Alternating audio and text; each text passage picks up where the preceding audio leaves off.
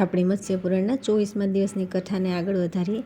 તે 800 કલ્પો સુધી શિવલોકમાં વસુઓ આદિત્યો અને મરુદગણો દ્વારા પૂજાય છે તથા અંતમાં મોક્ષને પ્રાપ્ત થઈ જાય છે. જે મનુષ્ય કોઈ વિશેષ કામનાથી આ લક્ષહોમ વિધિપૂર્વક સંપન્ન કરે તેને તે કામનાની પ્રાપ્તિ તો થાય જ છે, સાથે સાથે તે અવિનાશી પદને પ્રાપ્ત કરી લે છે.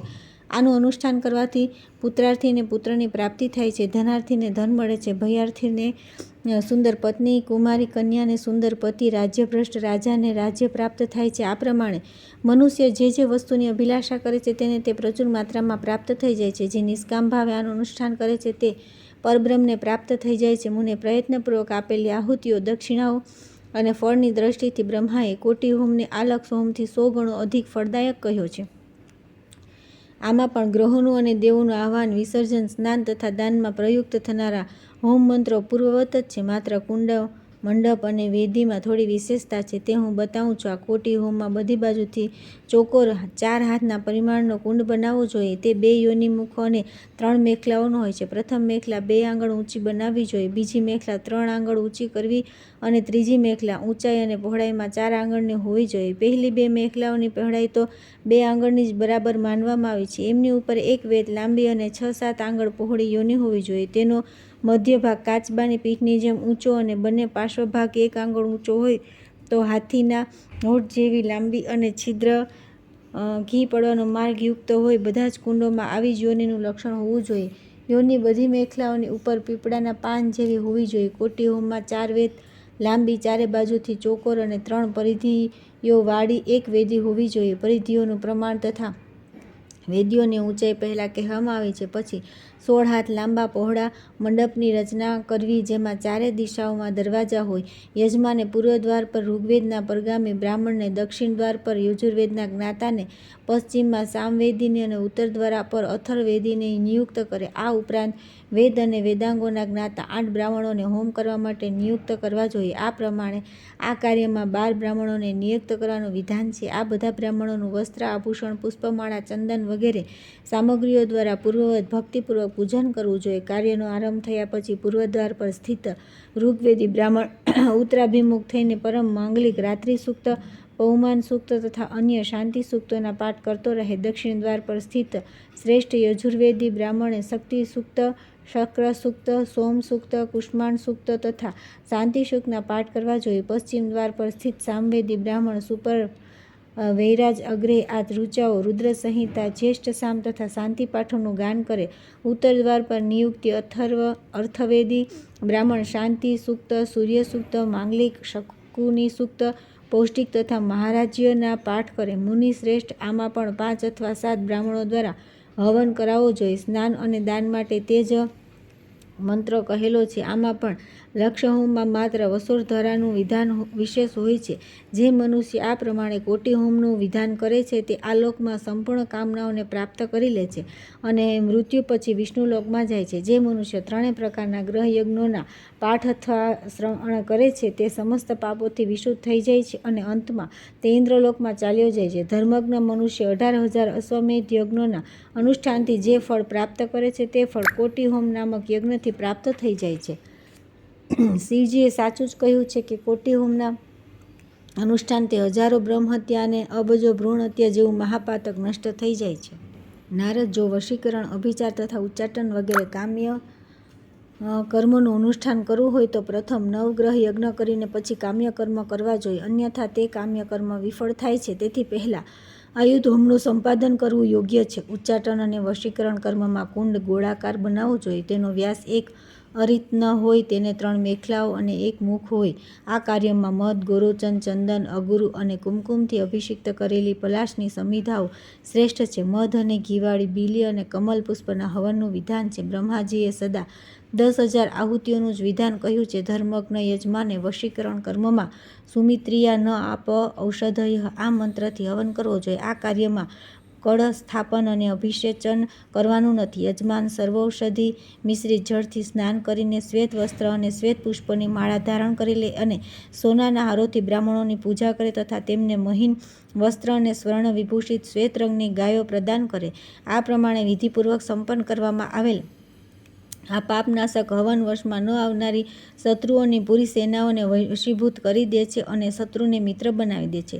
સમૃદ્ધિ ઈચ્છતા પુરુષે આ કર્મોમાંથી માત્ર શાંતિ કર્મનું જ અનુષ્ઠાન કરવું જોઈએ. જે મનુષ્ય નિષ્કામ ભાવે આ ત્રણેય મહાયજ્ઞોનું અનુષ્ઠાન કરે છે તે પુનરાગમન રહિત વિષ્ણુલોકને પ્રાપ્ત થઈ જાય છે. જે મનુષ્ય આ ગ્રહ યજ્ઞને નિત્ય સાંભળે છે અથવા બીજાને સંભળાવે છે તેને ન તો ગ્રહજન્ય પીડા થાય છે અને ન તેના બંધુજનોનો વિનાશ પણ થાય છે. જે ઘરમાં ત્રણેય ગ્રહ, લક્ષ અને કોટિહોમ યજ્ઞ વિધાન લખીને રાખવામાં આવે છે ત્યાં ન તો બાળકોને કોઈ કષ્ટ થાય છે કે ન રોગ કે બંધન થાય છે. વિદ્વાનોનું કહેવું છે કે કોટિહોમ સંપૂર્ણ યજ્ઞનું ફળ આપનારો, સમસ્ત પાપોનો વિનાશક અને ભોગ અને મોક્ષરૂપી ફળ આપે છે. શ્રેષ્ઠ દેવતાઓ લક્ષ હોમને અશ્વમેઘ યજ્ઞ સમાન ફળપ્રદ બતાવે છે. તે જ પ્રમાણે નવગ્રહ યજ્ઞ દ્વાદશાહ યજ્ઞના બરાબર ફળપ્રદ છે. આ પ્રમાણે મેં ઉત્સવના આનંદની પ્રાપ્તિ માટે સંપૂર્ણ પાપોના વિનાશક આ દેવયજ્ઞાભિષેકનું વર્ણન કરી દીધું. જે મનુષ્ય પ્રસંગવશ આનો પાઠ શ્રવણ કરે છે તે દીર્ઘાયુ અને નિરોગતા સાથે સર્વત્ર વિજય થાય છે. ત્યાર પછી આવે છે 94નો અધ્યાય, નવગ્રહોના સ્વરૂપનું વર્ણન. શિવજીએ કહ્યું કે ચિત્ર પ્રતિમા વગેરે સૂર્યદેવની 2 ભુજાઓ બતાવેલી છે. તેઓ કમલના આસન પર વિરાજમાન રહે છે. તેમના બંને હાથોમાં કમળ છે. તેમની કાંતિ કમલના અંદરના ભાગ જેવી છે અને તેઓ 7 ઘોડા અને 7 રશિઓથી જોતરેલા રથ પર આરૂઢ રહે છે. ચંદ્રમાં ગૌરવર્ણ શ્વેત વસ્ત્ર અને શ્વેત અશ્વયુક્ત છે. તેમનું વાહન સફેદ ઘોડાવાળો રથ છે. તેમના બંને હાથ ગદા અને વરદ મુદ્રાથી યુક્ત બનાવવા જોઈએ. ધરણીનંદન મંગલની 4 ભુજાઓ છે. તેમના શરીર પરના રૂવા લાલ છે. તેઓ લાલ રંગની પુષ્પમાળા અને વસ્ત્ર ધારણ કરે છે અને તેમના 4 હાથ ક્રમશઃ શક્તિ, ત્રિશૂળ, ગદા અને વરમુદ્રાથી સુશોભિત રહે છે. બુધ પીળા રંગની પુષ્પમાળા અને વસ્ત્ર ધારણ કરે છે. તેમની શરીર કાંતિ કરેણના ફૂલ જેવી છે. તેઓ પણ 4 હાથમાં ક્રમશઃ તલવાર, ઢાલ, ગદા અને વરમુદ્રા ધારણ કરે છે તથા સિંહ પર સવાર થાય છે. દેવતાઓ અને દૈત્યોના ગુરુ બૃહસ્પતિ અને શુક્રની પ્રતિમાઓ ક્રમશઃ પિત્ત અને શ્વેતની વર્ણની કરવી જોઈએ. તેમને 4 ભુજાઓ છે જેમાં તેઓ દંડ, રુદ્રાક્ષની માળા, કમંડળ અને વરમુદ્રા ધારણ કરે છે. શનેશ્વરની શરીર કાંતિ ઇન્દ્ર નીલમણિ જેવી છે. તેઓ ગીધ પર સવાર થાય છે અને હાથમાં ધનુષ, બાણ, ત્રિશૂળ અને વરમુદ્રા ધારણ કરે છે. રાહુનું મુખ ભયંકર છે. તેમના હાથોમાં તલવાર, ઢાલ, ત્રિશૂળ અને વરમુદ્રા શોભે છે તથા તેઓ નીલા રંગના આસન પર બેસે છે. ધ્યાનમાં આવા જ રાહુ શ્રેષ્ઠ માનવામાં આવ્યા છે. કેતુ ઘણા છે. તે બધાની 2 ભુજાઓ છે. તેમના શરીર વગેરે ધૂમ્ર વર્ણના છે. તેમના મુખ વિકૃત છે. તેમના બંને હાથોમાં ગદા અને વરમુદ્રા છે અને ગીધ પર બેસે છે. આ બધા લોકહિતકારી ગ્રહોને મુગટથી સુશોભિત કરી દેવા જોઈએ તથા આ બધાની ઊંચાઈ 108 આંગળની હોવી જોઈએ. ત્યાર પછી આવે છે 95માં અધ્યાય, મહેશ્વર વ્રતની વિધિ અને તેનું મહાત્મય. નારદજીએ પૂછ્યું કે ભૂત અને ભવિષ્યના સ્વામી ભગવાન આમના સિવાય ભોગ અને મોક્ષરૂપ ફળ આપવામાં સમર્થ જો કોઈ અન્ય વ્રત હોય તો તે કહેવાની કૃપા કરો. આ પ્રમાણે પૂછવાથી ભગવાન શંભુએ કહ્યું કે બ્રહ્મન આ નંદી શબ્દશાસ્ત્રનો પરગામી વિદ્વાન અને તપસ્યા તથા પુરાણો અને શ્રુતિઓની વિસ્તૃત જાણકારીમાં મારા જેવો છે. આ વૃષભ રૂપે સાક્ષાત ધર્મ અને ગણોને અધીશ્વર છે. નારદ હવે જ આનાથી આગળ મહેશ્વર ધર્મનું વર્ણન કરશે. મત્સ્ય ભગવાને કહ્યું કે આમ કહીને દેવાધિદેવ શંભુ ત્યાં જ અંતર્ધ્યાન થઈ ગયા. ત્યારે શ્રવણ કરવાની તીવ્ર ઈચ્છાવાળા નારદે નંદિકેશ્વરને પૂછ્યું કે નંદી શિવજીએ આના માટે આપને જેવો આદેશ આપ્યો છે આપ તે પ્રમાણે મહેશ્વર વ્રતનું વર્ણન કરો. નંદિકેશ્વર બોલ્યા કે બ્રહ્માનું મહેશ્વર વ્રતનું વર્ણન કરી રહ્યું છું. આપ એકાગ્ર ચિત્તે સાંભળો. તે વ્રત 3 લોકમાં શિવ ચતુર્દશીના નામે વિખ્યાત છે. આ વ્રતના આરંભમાં વ્રતી માનવે માર્ગશીર્ષ માસના શુક્લ પક્ષની ત્રયોદશી તિથિ એકવાર ભોજન કરીને દેવાધિદેવ શંકરજીની આ પ્રમાણે પ્રાર્થના કરવી, ભગવાન હું આપનો શરણાગત છું. હું ચતુર્દશી તિથિએ નિરાહાર રહીને ભગવાન શંકરની સારી રીતે અર્ચના કર્યા પછી સ્વર્ણ નિર્મિત વૃષભનું દાન કરીને બીજા દિવસે ભોજન કરીશ. આ પ્રમાણે નિયમ લઈને રાત્રે શયન કરે. પ્રાતઃકાળે ઉઠીને સ્નાન, જપ વગેરે નિત્યકર્મથી નિવૃત્ત થઈને સુંદર કમલના ફૂલ, સુગંધિત ફૂલોની માળાઓ અને ચંદન વગેરે દ્વારા પાર્વતી સહિત શંકરજીની પૂજા કરે. શિવાય નમઃથી, નેત્રોને હરયે નમઃથી, લલાટનું ઇન્દુમુખાય નમઃથી, મુખનું શ્રીકંઠાય નમઃથી, ખભાઓનું સંધ્યોજાતાય નમઃથી, કાનોનું વામદેવાય નમઃથી, ભુજાઓનું અને અઘોર રુદ્રાય નમઃથી, હૃદયનું પૂજન કરે. તત્પુરુષાય નમઃથી, સ્તનોનું ઈશાનાયથી, ઉદરનું અંતર્ધર્માય નમઃથી, બંને પાર્શ્વ ભાગોનું જ્ઞાનભૂતાય નમઃથી, કમરનું અને અનંત વૈરાગ્ય સિંહાય નમઃથી, ઉરુઓનું પૂજન કરે. વ્રતીએ અનંતેશ્વર્યનાથાય નમઃથી, જાનુઓનું પ્રધાનાય નમઃથી, જંઘાઓનું અને વ્યોમતાત્મનેથી ગુલ્ફોનું પૂજન કરવું જોઈએ. પછી વ્યોમ કેશાત્મા રૂપાય નમઃથી કેશોનું અને પીઠનું અર્ચન કરે. પુષ્ટ્યે નમઃ, તુષ્ટ્યે નમઃથી પાર્વતીનું પણ પૂજન કરવું. ત્યાર પછી જળપૂર્ણ કળશ સહિત શ્વેત પુષ્પમાળા અને વસ્ત્રથી સુશોભિત પંચરત્નયુક્ત સુવર્ણમય વૃષભને નાના પ્રકારના ખાદ્ય પદાર્થો સહિત બ્રાહ્મણને દાન કરી દે અને આ પ્રમાણે પ્રાર્થના કરે: પિનાકધારી દેવાધિદેવ સંધ્યોજાત મારા વ્રતથી પ્રસન્ન થાય. ત્યાર પછી માંગલિક બ્રાહ્મણોને બોલાવીને તેમને ભક્તિપૂર્વક ભોજન અને દક્ષિણા વગેરે આપીને તૃપ્ત અને સ્વયં દહીં મિશ્રિત ઘી ખાઈને રાત્રે ઉત્તરાભિમુખે ભૂમિ પર શયન કરે. પૂર્ણિમા તિથિના પ્રાતઃકાળે ઉઠીને બ્રાહ્મણોની પૂજા કર્યા પછી મૌન રહીને ભોજન કરે. તે જ પ્રમાણે કૃષ્ણ પક્ષની ચતુર્દશીમાં પણ આ બધું કાર્ય સંપન્ન કરવું જોઈએ. આ જ પ્રમાણે બધી ચતુર્દશીમાં પૂર્વવત શિવ પાર્વતીનું પૂજન કરવું જોઈએ. દરેક માસમાં જે વિશેષતા છે તેમને ક્રમશઃ બતાવી રહ્યો છું, સાંભળો. માર્ગશીર્ષ વગેરે પ્રત્યેક માસમાં ક્રમશઃ આ મંત્રનું ઉચ્ચારણ કરવું જોઈએ: શંકરાય નમસ્તુતે, આપ શંકરના માટે મારા નમસ્કાર પ્રાપ્ત થાઓ. નમસ્તે કવિરક, આપને નમસ્કાર છે. ત્રંબકાય નમસ્તે, આપ ત્રંબકને માટે પ્રણામ છે. આના પછી મહેશ્વરાય નમઃ, મહેશ્વરને અભિવાદન છે. મહાદેવ નમસ્તેસ્તુ, મહાદેવ આપને મારા નમસ્કાર છે. ત્યાર પછી સ્થાણવે નમઃ, સ્થાણુને પ્રણામ છે. પશુપતિએ નમઃ, પશુપતને અભિવાદન છે. નાથ નમસ્તે, નાથ આપને નમસ્કાર છે. પુનઃ શંભવે નમઃ, શંભુને પ્રણામ છે. પરમાનંદ નમસ્તે, પરમાનંદ આપને અભિવાદન છે. સમાધારીણે નમઃ, લલાટમાં અર્ધચંદ્ર ધારણ કરનારને નમસ્કાર છે. ભીમાય નમઃ, ભયંકર રૂપ ધારીને પ્રણામ છે. આમ કહીને અંતમાં કહ્યું કે હું આપનો શરણાગત છું. દરેક મહિનાની બંને ચતુર્દશી તિથિઓમાં ગૌમૂત્ર, ગોબર, દૂધ, દહીં, ઘી, કુશોદક, પંચગવ્ય, બીલીપત્ર, કપૂર, અગરું, જવ અને કાળા તલ, આમાંથી ક્રમશઃ એક એક પદાર્થનું પ્રસંગ બતાવવામાં આવ્યું છે. આ જ પ્રમાણે દરેક માસની બંને ચતુર્દશી તિથિઓમાં મંદાર, માલતી, ધતુરો, સિંધુવાક, અશોક, મલ્લિકા, પાટલ, મંદાર પુષ્પ, કદમ, શતપત્રી અને કમલ, આમાંથી ક્રમશઃ એક એક દ્વારા પાર્વતીપતિ શંકરજીની અર્ચના કરવી જોઈએ. ફરી કાર્તિક માસ આવે ત્યારે અન્ન, નાના પ્રકારના ખાદ્ય પદાર્થ, વસ્ત્ર, પુષ્પમાળા અને આભૂષણોથી બ્રાહ્મણોને પૂર્ણરૂપે તૃપ્ત કરે. વ્રતીએ વેદોક્ત વિધિ અનુસાર નીલવૃક્ષનો પણ ઉત્સર્ગ કરવાનું વિધાન છે. ત્યાર પછી અક્ષતથી ભરેલા તાંબાના પાત્ર પર સ્વર્ણ નિર્મિત ઉમા મહેશ્વર અને વૃષભની મૂર્તિને સ્થાપિત કરી દેવી અને તેની પાસે 8 મોતી મૂકવા. પછી તેને ગાયની સાથે બ્રાહ્મણને દાન કરી દેવા. સાથે સાથે 2 ચાદરોથી આચ્છાદિત તથા સઘળા ઉપકરણો સાથે ઘટ સહિત એક શૈયાનું પણ દાન કરવું જોઈએ. આ દાન એવા બ્રાહ્મણને આપવું જોઈએ જે શાંત, વેદજ્ઞ અને જ્યેષ્ઠ સામનો જ્ઞાતા હોય. કપટી બ્રાહ્મણને કદી દાન આપવું નહીં, બલકે ગુણવાન, વેદપાઠી, તત્વવેતા, સૌમ્ય, કલ્યાણકારક એવા સુંદર અને સપત્નીક આચાર્યને વસ્ત્ર, પુષ્પમાળા અને આભૂષણો વગેરે સહિત સારી રીતે પૂજા કરીને આ દાન આપવું જોઈએ. જો આચાર્ય તે સમયે ઉપસ્થિત હોય તો તેમને જ દાન આપવું જોઈએ. તેમની ગેરહાજરીમાં અન્ય બ્રાહ્મણને દાન આપી શકાય છે. આ દાનમાં કૃપણતા કરવી ન જોઈએ. જો કૃપણતા કરે તો કરતા દોષનો ભાગી થાય છે. જે મનુષ્ય આ પ્રમાણે આ શિવ ચતુર્દશી વ્રતનું અનુષ્ઠાન કરે છે તેને 1000 અશ્વમેઘ યજ્ઞનું ફળ પ્રાપ્ત થાય છે. તેના દ્વારા અથવા તેના પિતા યા ભાઈ દ્વારા આ જન્મમાં અથવા જન્માંતરમાં જે કોઈ પાપ થયા હોય તે બધા પાપ નષ્ટ થઈ જાય છે. આ લોકમાં તે દીર્ઘાયુ, નિરોગી અને અન્ન સમૃદ્ધિ યુક્ત હોય છે અને મૃત્યુ પછી સ્વર્ગલોકમાં 4 ભુજાધારી થઈને ગણાધીપ થાય છે. ત્યાં 100 કરોડ કલ્પો સુધી નિવાસ કરીને શંભુપદ શિવલોકમાં ચાલ્યો જાય છે. જો મુખમાં 10,000 જીવ થઈ જાય તો પણ આ ચતુર્દશીના અનંત ફળનું વર્ણન કરવામાં ન આવે તો બૃહસ્પતિને સમર્થ છે, ન ઇન્દ્ર, ન બ્રહ્મા સમર્થ છે, ન સિદ્ધગણ તથા હું પણ આનું વર્ણન કરી શકતો નથી. જે મનુષ્ય મત્સર છોડીને સંપૂર્ણ પાપોથી વિમુક્ત કરનારી આ શિવ ચતુર્દશીને સદા વાંચે, સાંભળે અથવા સ્મરણ કરે છે તે પુણ્યાત્માનું કરોડો દેવાંગનાઓ સ્તવન કરે છે. પછી જે સદા આનું અનુષ્ઠાન કરે છે તેની તો વાત જ શી કરવી. સ્ત્રી પણ જો પોતાના પતિ, પુત્ર અને ગુરુજનોની આજ્ઞા લઈને ભક્તિપૂર્વક આ વ્રતનું અનુષ્ઠાન કરે છે તો તે પણ પરમેશ્વરની કૃપાથી પિનાકપાણી ભગવાન શંકરના પરમપદને પ્રાપ્ત થઈ જાય છે. ત્યાર પછી આવે છે 96મો અધ્યાય, સર્વફલ ત્યાગ વ્રતનું વિધાન અને તેનું મહાત્મ્ય.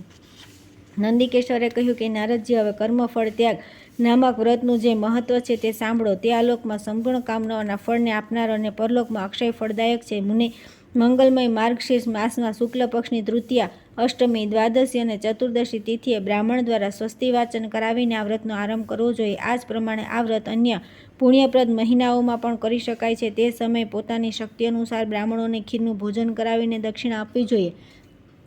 આ વ્રતમાં ઔષધ સિવાય સામાન્ય રીતે નિંદ્ય ફળ અને મૂળ સાથે 18 પ્રકારના ધન્ય ત્યાજ્ય માનવામાં આવે છે. તેથી તેમનો 1 વર્ષ સુધી ઉપયોગ ન કરવો. આ ઉપરાંત રુદ્ર, ધર્મરાજ અને વૃષભની સોનાની મૂર્તિ બનાવડાવી.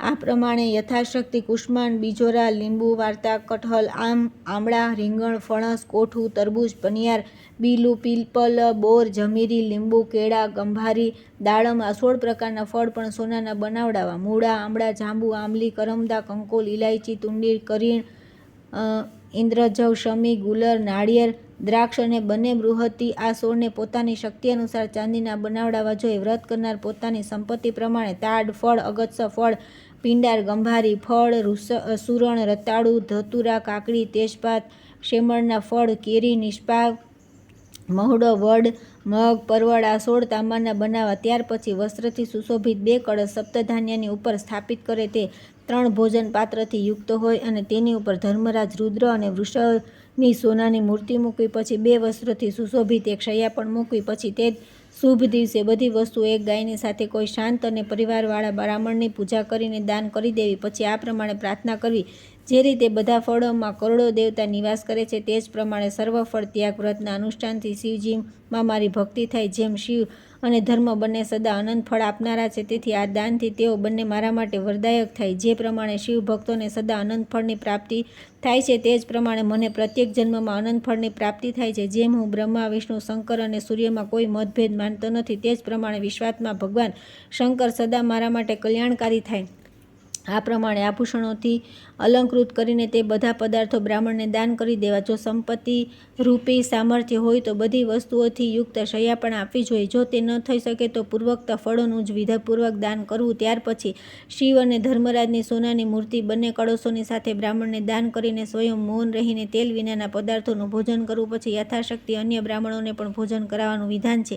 વેદવેતાઓ, સૂર્ય, વિષ્ણુ અને શિવના ઉપાસક ભક્તોને માટે સર્વફળ ત્યાગ વ્રત બધી રીતે મંગલમય કહે છે. સ્ત્રીઓએ પણ યથાશક્તિ આ વ્રતનું અનુષ્ઠાન કરવું જોઈએ. આ લોક યા પરલોકમાં આનાથી વધીને કોઈ બીજું વ્રત નથી જે અનંત ફળપ્રદ હોય. ફળો પર લગાવેલા સોના, ચાંદી અને તાંબાના જેટલા પરમાણુ હોય તેટલા સહસ્ત્ર યુગો સુધી વ્રતી રુદ્રલોકમાં પ્રતિષ્ઠિત થાય છે. આ વ્રતનું આજીવન અનુષ્ઠાન કરનાર મનુષ્યોના સમસ્ત પાપો વિનષ્ટ થઈ જાય છે. તેમને જન્માંતરમાં પણ પુત્રવિયોગ થતો નથી. જે નિર્ધન મનુષ્ય દેવ, મંદિર અથવા ધર્માત્મા લોકોના ઘરોમાં આ વ્રતના મહાત્મ્યને વાંચે કે સાંભળે છે તે પાપમુક્ત થઈ જાય છે અને મૃત્યુ પછી વિષ્ણુલોકમાં જાય છે.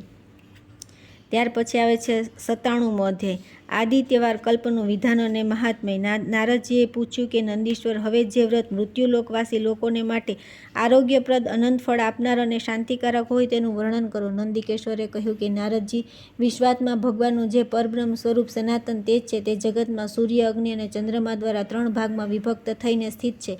વિપ્રવર તેમની આરાધના કરીને મનુષ્ય સદા કુશળતાનો ભાગી થઈ જાય છે. તેથી રવિવારે ફક્ત રાત્રે ભોજન કરવું જોઈએ. જ્યારે રવિવારે હસ્ત નક્ષત્ર હોય તો શનિવારે મત્સર રહિત થઈને એકવાર ભોજન કરવું જોઈએ. રવિવારે શ્રેષ્ઠ બ્રાહ્મણોને ભોજન કરાવીને રાત્રે ભોજન કરવાનું, એકવાર ભોજન કરવાનું વિધાન છે. ત્યાર પછી લાલ ચંદનથી દ્વાદશળોથી યુક્ત કમળની રચના કરીને તેના પૂર્વના દળ પર, સૂર્યની અગ્નિકોણના દળ પર, દિવાકરની દક્ષિણ દળ પર, વિવસ્વાનની નૈઋત્યકોણ દળ પર, ભગની પશ્ચિમ દળ પર, વરુણદેવની વાયવ્યકોણ પર, મહેન્દ્રની ઉત્તર દળ પર, આદિત્યની ઈશાન કોણ સ્થિત દળ પર શાંતની નમસ્કારપૂર્વક સ્થાપના કરવી. પછી કર્ણિકાના પૃથ્વી દળ પર, સૂર્યના ઘોડાઓને દક્ષિણ દળ પર, અર્યમાને પશ્ચિમ દળ પર, માર્તંડને ઉત્તર દળ પર, રવદેવની અને કર્ણિકાના મધ્યભાગમાં ભાસ્કરને સ્થિત કરી દેવા. ત્યાર પછી લાલ પુષ્પ, લાલ ચંદન અને તલ મિશ્રિત જળથી તે કમળ પર અર્ધ્ય આપો. તે સમયે આ મંત્રનું ઉચ્ચારણ કરવું જોઈએ: દિવાકર કાલ આપનું સ્વરૂપ છે, આપ સમસ્ત પ્રાણીઓના આત્મા અને વેદ સ્વરૂપ છો. આપનું મુખ 4 દિશાઓમાં છે, અર્થાત આપ સર્વદ્રષ્ટા છો તથા અગ્નિ અને ઇન્દ્ર રૂપે આપ જ વર્તમાન છો, તેથી મારી રક્ષા કરો. ભાસ્કર ઋગ્વેદના પ્રથમ મંત્ર, અગ્નિમિલે યજુર્વેદના ઈચ્છે ત્વોર્જે તથા સામવેદના પ્રથમ મંત્ર અગ્નાહિ રૂપે આજ વર્તમાન છો. આપને નમસ્કાર છે, વરદાયક. આપ જ્યોતિપુંજોના અધીશ્વર છો, આપને પ્રણામ છે. આ પ્રમાણે અર્ધ્ય આપી વિસર્જન કરીને રાત્રે તેલ વિનાનું ભોજન કરવું જોઈએ. 1 વર્ષ પૂરા થયા પછી પોતાની શક્તિ અનુસાર સોનું એક ઉત્તમ કમળ અને બીજા ભુજાવાળી પુરુષની મૂર્તિ બનાવડાવી. પછી ગોળની ઉપર સ્થિત તાંબાના પૂર્ણ પાત્ર પર તે કમળ અને પુરુષને મૂકી દેવા. તે સમયે વાછડા સાથે એક કપિલા ગાય પણ પ્રસ્તુત કરે છે જે બહુ કિંમતી હોય છે, જેના શિંગડા સોનાથી અને ખરીઓ ચાંદીથી મઢેલા હોય તથા તેની પાસે કાંસાની દોણી પણ મૂકવી. ત્યાર પછી લાલ રંગના સુવર્ણ નિર્મિત સિંધા કૂંકથી વગાડવાની વાજાની સાથે સાથે તથા લાલ વસ્ત્ર, પુષ્પમાળા અને ધૂપથી બ્રાહ્મણની પૂજા કરીને સંકલ્પ સાથે ગાય અને કમળ સહિત તે પુરુષનું મૂર્તિનું એવા બ્રાહ્મણને દાન કરી દેવું જે અનેક શ્રેષ્ઠ વ્રતોમાં દાન લેવાનો અધિકારી, જીતેન્દ્રિય, શાંત અને બહોળા કુટુંબવાળો હોય. તે સાથે આ પ્રમાણે પ્રાર્થના કરવી જોઈએ કે જે પાપ વિનાશક, વિશ્વના આત્મા, 7 ઘોડાના રથ પર આરૂઢ થનારા ઋગ, સમ, યજુર 3 વેદોના તેજ સ્વરૂપ વિધાતા, ભવસાગર માટે નૌકારૂપ અને જગત સ્રષ્ટા છે તે સૂર્યદેવને વારંવાર નમસ્કાર છે. જે મનુષ્ય આ લોકમાં આ પ્રમાણે 1 વર્ષ સુધી વ્રતનું અનુષ્ઠાન કરે છે તે પાપરહિત થઈને સૂર્યલોકમાં ચાલ્યો જાય છે. તે સમયે તેની ઉપર ચામર ઢોળવામાં આવે છે. પુણ્ય ક્ષીણ થતાં સંસારમાં શોક, દુઃખ, ભય અને રોગ રહિત અમિત તેજસ્વી રાજા થાય છે. તે સમયે 7 દ્વીપ તેના અધિકારમાં રહે છે. નારદજી, પતિ, ગુરુજન અને દેવતાઓની શુશ્રુષામાં તત્પર રહેનારી જે નારી રવિવારે આ નક્તવ્રતનું અનુષ્ઠાન કરે છે તે પણ ઇન્દ્ર દ્વારા પૂજિત થઈને સૂર્યલોકમાં જાય છે. જે મનુષ્ય આ વ્રતના મહાત્મ્યને વાંચે અથવા સાંભળે છે તે પણ ઇન્દ્રલોકમાં સ્થિત થઈને દેવતાઓ દ્વારા પૂજાય છે અને અક્ષયકાળ સુધી સ્વર્ગલોકમાં નિવાસ કરે છે. ત્યાર પછી આવે છે 98મો અધ્યાય, સંક્રાંતિ વ્રતના ઉદ્યાપનની વિધિ. નંદિકેશ્વરે કહ્યું કે નારદજી, હવે સંક્રાંતિના સમયે કરવામાં આવતા ઉદ્યાપનરૂપી અન્ય વ્રતનું વર્ણન કરું છું, જે આ લોકમાં સમસ્ત કામનાઓના ફળનું પ્રદાતા અને પરલોકમાં અક્ષય ફળદાયક છે. સૂર્યના ઉત્તરાયણના દક્ષિણાયનના દિવસે અથવા વિષુવયોગમાં સંક્રાંતિ વ્રતનું અનુષ્ઠાન કરવું જોઈએ. આ વ્રતમાં સંક્રાંતિના આગલા દિવસે એકવાર ભોજન કરવું અને સંક્રાંતિના દિવસે સવારે તલ મિશ્રિત જળથી સ્નાન કરવું. સૂર્ય સંક્રાંતિના દિવસે ભૂમિ પર ચંદનથી કર્ણિકા સહિત અષ્ટદળ કમળ બનાવવું અને તેની ઉપર સૂર્યનું આહ્વાન કરવું. કર્ણિકામાં સૂર્યાય નમઃ, પૂર્વ દળ પર આદિત્યાય નમઃ, અગ્નિકોણના દળ પર ઉષ્ણાચિર્ષે નમઃ, દક્ષિણ દળ પર રુંડમંડલાય નમઃ, નૈઋત્ય કોણના દળ પર સવિત્રે નમઃ, પશ્ચિમ દળ પર તપનાય નમઃ, વાયવ્ય કોણના દળ પર ભગાય નમઃ, ઉત્તર દળ પર માતંડાય નમઃ અને ઈશાન કોણના દળ પર વિષ્ણવે નમઃથી સૂર્યદેવને સ્થાપિત કરી તેમની અર્ચના કરવી. પછી વેદી પર પણ પુષ્પમાળા, ચંદન, ફળ અને ખાદ્ય પદાર્થો મૂકી તેમની પૂજા કરવી. પછી પોતાની શક્તિ અનુસાર સોનાનું કમળ બનાવડાવી તેને ઘીથી ભરેલા પાત્ર અને કળશની સાથે બ્રાહ્મણને દાન કરી દેવું. પછી ચંદન અને પુષ્પયુક્ત જળથી ભૂમિ પર સૂર્યદેવને અર્ધ્ય આપવો.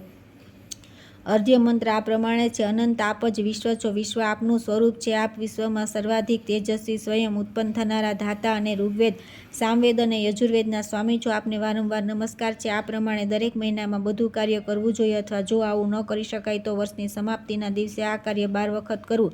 બંનેનું ફળ સમાન છે. 1 વર્ષ વ્યતીત થયા પછી ઘી મિશ્રિત ખીરથી અગ્નિ અને શ્રેષ્ઠ બ્રાહ્મણોને સારી રીતે સંતુષ્ટ કરે અને 12 ગાયો અને રત્ન સહિત સુવર્ણમય કમળ સાથે કળશોનું દાન કરે. તે બધી ગાયો દુધાળુ હોય અને તેમને પુષ્પમાળા અને વસ્ત્રથી સજાવી હોય, તેમના શિંગડા સોનાની ખરીઓથી ચાંદીથી મઢાવવામાં આવેલા હોય તથા તેમની સાથે કાંસાની દોણી પણ હોય. જે આ પ્રમાણે 12 ગાયોનું દાન કરવામાં અસમર્થ હોય તેને માટે 8, 7 અથવા 4 ગાયોનું દાન કરવાનું વિધાન છે. કોઈ બહુ નિર્ધન હોય તો તે એકમાત્ર ગાયનું દાન કરી શકે છે. આ જ પ્રમાણે સોના, ચાંદી અથવા તાંબાની શેષનાગ સહિત પૃથ્વીની પ્રતિમા બનાવીને દાન કરવું જોઈએ.